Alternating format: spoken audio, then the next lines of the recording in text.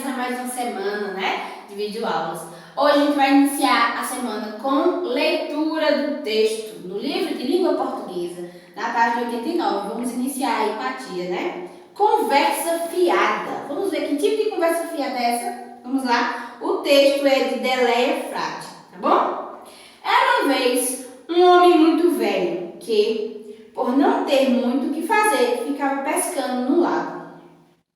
Era uma vez um menino muito novo, que também não tinha muito o que fazer e ficava pescando no mesmo lago.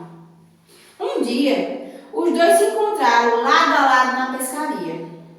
E, no mesmo momento, exatamente no mesmo instante, sentiram aquela puxadinha que indica que o peixe mordeu a isca. O menino puxou com força e precisão. O velho usou mais precisão e menos força. Quando apareceram os respectivos peixes, porém, decepção. O peixe do menino era muito velho e o peixe do velho era muito novo. O velho disse para o menino: "Você não pode pescar esse peixe tão velho, desde que ele viva o pouco da vida que lhe resta." O menino respondeu: "E o que você vai fazer com esse peixe tão novo? E ele tão pequeno, ele é tão pequeno, deixe que ele viva mais um pouco." O velho e o menino olharam um para o outro e, sem perder tempo, jogaram os peixes no lago. Ficaram amigos e, agora, quando não tem muito o que fazer, vão até o lago, cumprimentam os peixes e matam o tempo jogando conversa fora. Olha que interessante, né? Um é muito novo, né? Pouca experiência. Outro é mais velho, né? Muita experiência. E aí, quando eles pescaram um peixe muito velho e outro muito novo. O que era muito velho, né? Tinha pouco tempo de vida para viver, então ele merecia, né? Esse tempo de vida. E o muito novo também merecia, né? Viver o resto da vida dele. Então é interessante a gente ver os dois lados da história, né? Por mais que você seja novo, você tem muito para viver. E a pessoa que está velha também, né? Tem muito para viver, por mais que tenha vivido muito já na vida, né? Tornaram-se amigos, né? Eles iam lá com o mesmo propósito, porque não tinha nada para fazer, e aí começaram a jogar conversa fiada. E aí a gente tem algumas palavras destacadas no texto: precisão, respectivos, decepção e cumprimentam. Vamos ver aí o significado dessas 4 palavrinhas, né? Cumprimentam, decepção, precisão e respectivos. O vocabulário vai trazer sempre o significado das palavras que a gente não tem muito conhecimento ou que tem alguma dúvida sobre o seu sentido, sobre o seu significado. Cumprimentam, saudam, felicitam, dirigem e cumprimentos. Quando eu dou bom dia, né? Boa tarde, eu estou cumprimentando alguém. Olá, fulano. Isso é cumprimentar, né? Decepção, segundo o vocabulário do livro, né? Sentimento de tristeza pelo acontecimento inesperado que representa um mal, desilusão, desapontamento. Às vezes acontece alguma situação, foi no caso da pescaria deles, mas pode ser em outra situação. A gente se decepcionar com alguma atitude de alguém, né? Se decepcionar com alguma coisa que a gente não conseguiu realizar, né? Então, essa decepção é o sentido dessa palavra. Precisão, exatidão. Então, ele diz aqui, ó: o menino puxou com força e precisão. O velho usou mais a precisão e menos força, né? Ele foi mais na exatidão. Pela experiência dele, ele usou mais a precisão, né? Ele foi mais exato no que ele queria. E, por fim, respectivos, né? A última palavra que a gente tem no vocabulário, que cabe a cada pessoa, cada coisa em relação a outras, que é devido, próprio, competente, pertencente. Então, eles pescaram respectivos peixes, né? Na palavra, na frase que ele usa aqui, ó. Quando apareceram os respectivos peixes, porém, decepção. Eles encontraram, né, alguma coisa em relação ao que eles estavam fazendo, que é devido o próprio peixe, né? Ou a própria situação. A gente já viu aí o significado das palavras, né? O texto, que tem a história do menino que é muito novo e do velho que é muito velho, né? Com o vocabulário, que a gente viu o significado dessas 4 palavrinhas que estão espalhadas no texto, conversa fiada. Vamos para o estudo do vocabulário, na página 90. Complete o trecho do texto abaixo, substituindo as palavras entre parênteses, né? Por outros com o mesmo sentido, né? vocabulário e tem o significado, que é o mesmo sentido que representa elas, né? Então veja só. O menino puxou com força e... Aí você vai trocar a palavra, né, precisão por o significado que tem nela no livro, tá certo? O velho usou mais precisão e menos força, tá bom?